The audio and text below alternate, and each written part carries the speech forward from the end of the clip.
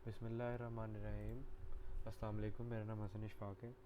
मैं एक ये सिंपल सी वीडियो बना रहा हूँ कि एसपीएसएस को कैसे यूज़ करना है। इनफैक्ट वीडियो नहीं, एक छोटी सी वीडियो सीरीज़ होगी, 2 से 3 वीडियोस पे मतलब इसकी लेंथ होगी, और इंशाल्लाह छोटी वीडियोस बनाने की कोशिश करूँगा, क्योंकि हमारे लीडर्स जो हैं, ग्रुप लीडर्स, वो तो काम कर रहे हैं इस पर, पर एटलीस्ट दूसरों को भी पता होना चाहिए कि ये क्या है, उसको कैसे यूज़ करना है। इतना ट्रिकी नहीं है, बस थोड़ी समझने की बात है। मैं जितना सिंपल हो सकेगा उतना सिंपल करके समझाऊंगा। तो चलें स्टार्ट करते हैं। सबसे पहले जब आप नया एसपीएसएस का पेज खोलेंगे तो आपके सामने कुछ इस तरह से व्यूज़ आएंगे, डेटा व्यू और वेरिएबल व्यू। ठीक है, अब डेटा व्यू बेसिकली वो व्यू है जिसमें आपका सारा डेटा शो होगा जो आप एंटर करोगे। ठीक है, वेरिएबल व्यू वो व्यू है जहाँ पे आप डिफ़ाइन करोगे अपने वेरिएबल को। अब हम लोगों ने, क्योंकि यहाँ पे डेटा डिफ़ाइन करना है, लाइक वेरिएबल को आप ऐसा एज्यूम कर लें कि आपका एक क्वेश्चन जो है that will be your one variable. ठीक है, अब इसमें हम लोगों ने करना क्या है कि सबसे पहले नेम वाला कॉलम फिल आउट करेंगे। नेम बेसिकली एक यूनिक, समझ लो कि आइडेंटिफिकेशन है आपके डेटा की। ठीक है, वेरिएबल की बेसिकली। अब नेम में कुछ रूल्स हैं कि जब आपने नेम फिल आउट करना है अपने क्वेश्चन का, तो उसमें ना तो स्पेसिस आ सकती हैं, ना कोई स्पेशल करेक्टर्स या सिंबल्स आ सकते हैं, for example question mark, exclamation mark. उसके बाद ना ही पहला करेक्टर जो है उसका या जो पहला लेटर है वो न्यूमेरिक हो सकता है। और जो लास्ट और सबसे इम्पोर्टेंट जो बात है वो ये है कि आपका जो नेम है वो यूनिक होना चाहिए आपके हर क्वेश्चन के लिए, सो ये मिक्सअप ना हो आगे जाके। ठीक है, तो चलो स्टार्ट करते हैं। नेम के अंदर लाइक मेरा पहला क्वेश्चन है एज से रिलेटेड। अब एज में देखते हैं कि एज सिर्फ इस तरह लिख सकते हो आप। ठीक है, ना कोई नंबर इसके साथ और ना ही कोई स्पेशल करेक्टर, तो this will be the only like AGE age. जब आप ये एंटर करोगे तो अगली जितनी लाइन्स हैं वो ऑटोमेटिकली फिलअप हो जाएंगी। अब इनको सेट किस तरह करना है और इनका मतलब क्या है ये मैं आपको अब आगे बताता हूँ। एज बेसिकली एक न्यूमेरिक डाटा है। न्यूमेरिक से मुराद कि नंबर्स पे जो उनसे ये डिपेंड करता है कि सारा नंबर्स आपके पास आएंगे एज में। एज में कोई लाइक अल्फ़ाबेट यूज़ ही नहीं होना, तो आप इसको एज ए न्यूमेरिक ही यहाँ पे छोड़ दोगे। ठीक है, उसके बाद विड्थ में आओगे। विड्थ बेसिकली इतना यहाँ पे मैटर नहीं करती है, क्योंकि विड्थ का मतलब ये है कि जो आपका रिस्पॉन्स है उसके कितने करेक्टर्स हैं।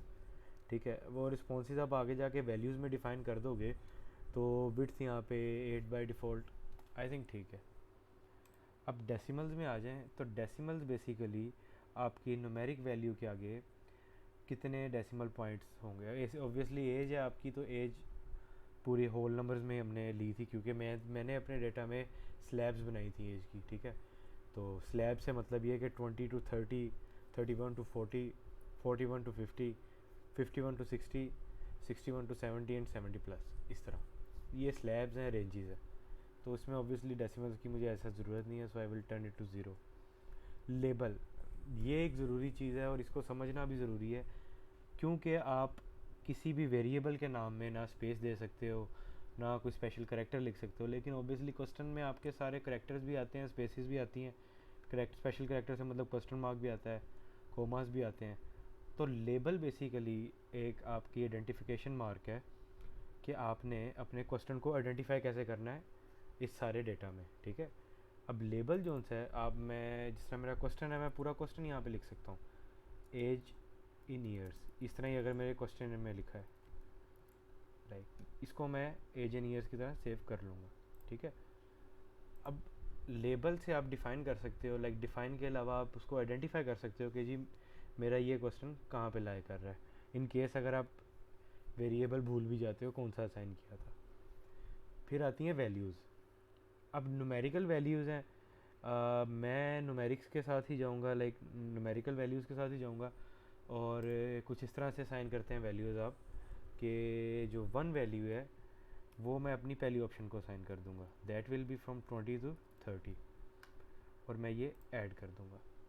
उसके बाद सेकंड वैल्यू है उसको मैं असाइन करूँगा 31 to 40। 31 to 40 ऐड करूँगा, ये सेकंड ऑप्शन है मेरी। उसके बाद मैं थर्ड ऑप्शन का ऐड करूँगा 41 to 50, ये मेरी थर्ड ऑप्शन आ गई। उसके बाद फोर्थ ऐड करूँगा 51 to 60, ये मेरी फोर्थ ऑप्शन आ गई। अब ये वो ऑप्शन मैं ऐड कर रहा हूँ जो मैंने अपने क्वेश्चन में ऐड की थी।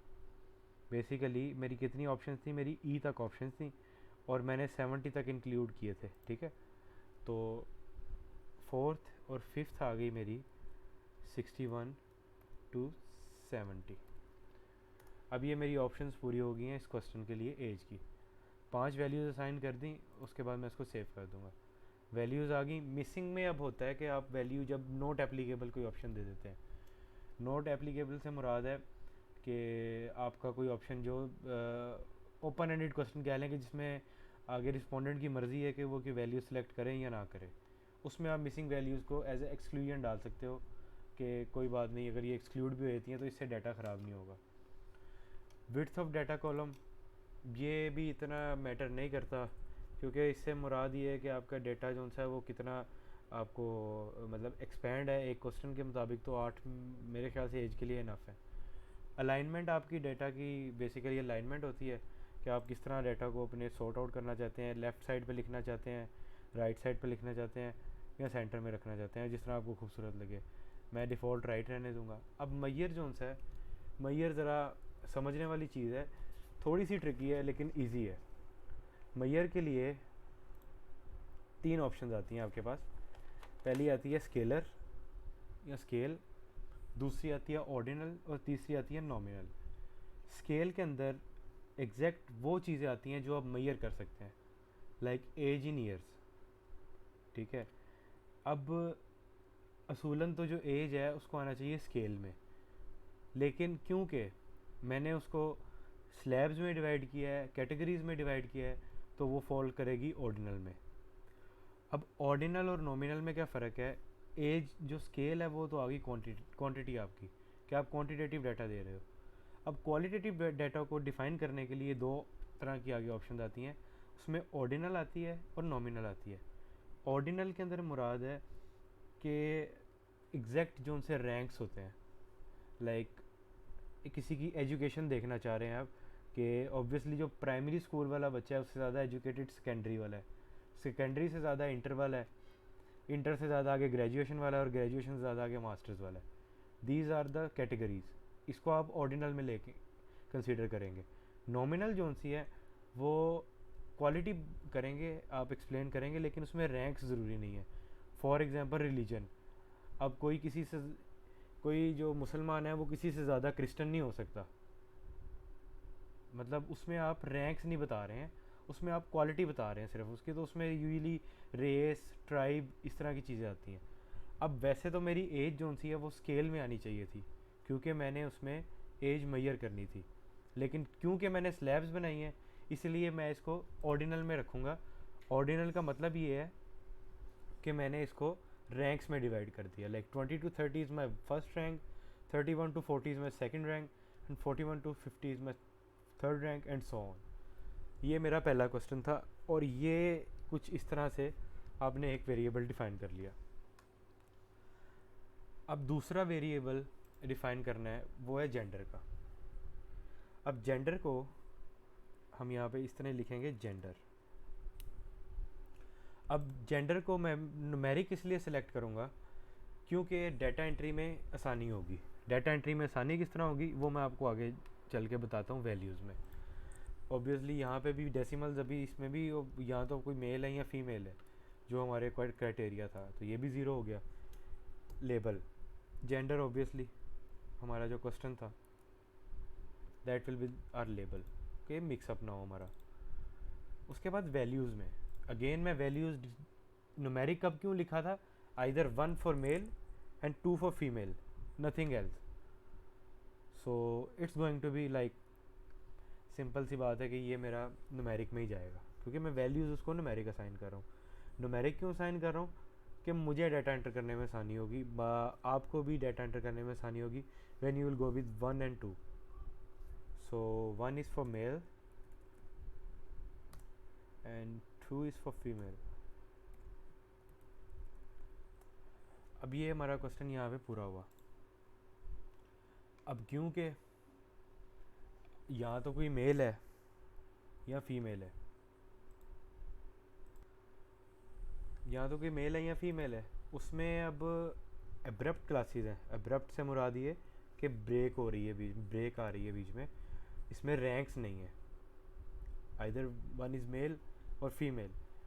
तो ये क्वालिटी है, ठीक है. और इसको मैं डिफ़ाइन कर रहा हूँ एज अ फीमेल और मेल. तो ये जाएगी नॉमिनल में. नॉमिनल में क्यों जाएगी? क्योंकि इसमें कोई रैंक्स नहीं है. आइदर इट इज़ दिस और दैट, नॉट कंटिन्यूस लाइक या ये वरना इससे थोड़ा ज़्यादा, इस तरह नहीं. आइदर मेल और फीमेल. तो ये जाएगी इस तरह. अब ये फॉर एग्जांपल मेरे दो वेरिएबल्स डिफाइन हो गए. अब ये मेरे पास यहाँ पे आ गए हैं age age and gender. Okay. अब मैं यहाँ पे लिखूँगा, आपने इस बटन को याद रखना है, ये आपको हेल्प करेगा आगे, कि basically this is the toggle between values and labels. what you have defined as a variable or as a value. and आपको अब मैं करके दिखाता हूँ, आपको समझ आएगी. एज में हमारे पास 5 डिस्टिंक्ट ग्रुप्स थे. when I enter 2 it's going to be 2 and gender for this question will be like female. I again enter 2. अब ये 2 लिखा है, ये आपको समझ नहीं आ रही कि क्या है. when you will press this toggle तो ये चेंज हो जाएगा ऑप्शन में. ऑप्शन में चेंज होने का मतलब क्या है कि आपको समझ आ जाएगी कि मैंने क्या लिखा है, ऑप्शन क्या है, ठीक है, कि एंटर क्या किया है. अब इन केस अगर आप अपनी असाइन की वैल्यू भूल भी जाते हैं तो ये like latest variant of SPSS में ऑप्शन है कि नीचे ड्रॉप डाउन बॉक्स आ जाएगा इस तरह. और अगर आप इसको ऑफ़ कर देंगे तो आपके पास ऑप्शन आ जाएगी 1 2 3 4 5 लिखने की. और जब आप इसको ऑन करेंगे तो आपके पास अगेन ड्रॉप डाउन बॉक्स आ जाएगा आपकी सारी ऑप्शंस का. ये एक सिंपल सा तरीका था आपके वेरिएबल डिफ़ाइन करने का.